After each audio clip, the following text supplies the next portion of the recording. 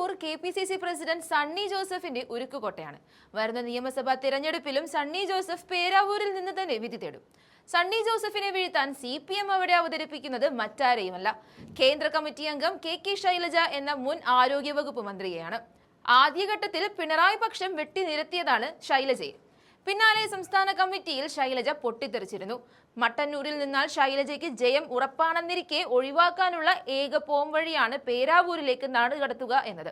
നേരത്തെ വടകരയിൽ ഷാഫി പറമ്പിലിന്റെ തേരോട്ടത്തിൽ തകർന്നുപോയ ശൈലജ വീണ്ടും ഒരു ബലിമൃഗമാകുവാനുള്ള തയ്യാറെടുപ്പിലാണ്. സിറ്റിംഗ് സീറ്റായ മട്ടന്നൂരിൽ ഇത്തവണ ശൈലജയെ പാർട്ടി പരിഗണിച്ചിരുന്നില്ല.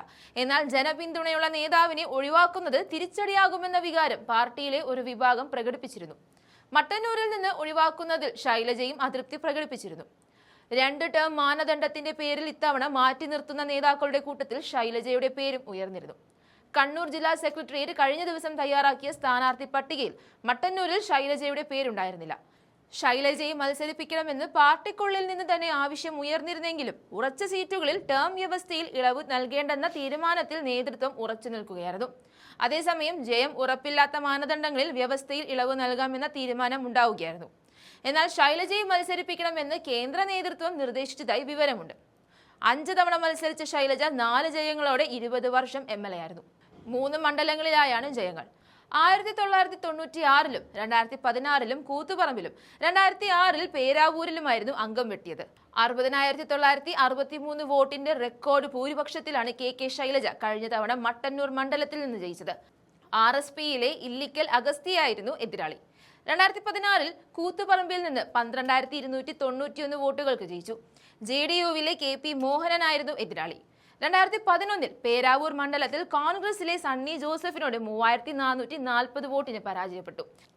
2006-ൽ പേരാവൂരിൽ 9,099 വോട്ടിന് വിജയിച്ചതിന് പിന്നാലെയാണ് ഇന്നത്തെ KPCC പ്രസിഡന്റിനോട് തൊട്ടടുത്ത തിരഞ്ഞെടുപ്പിൽ അന്ന് തോറ്റത്.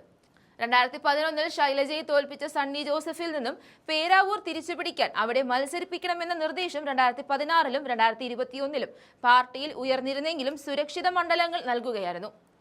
ഇനിയും പാർട്ടിയുടെ ആ സുരക്ഷ ശൈലജയ്ക്കുണ്ടാകില്ലെന്ന് മുന്നറിയിപ്പ് CPM നൽകിയതോടെയാണ് പേരാവൂരിലേക്ക് നാടുകടത്തിയത്.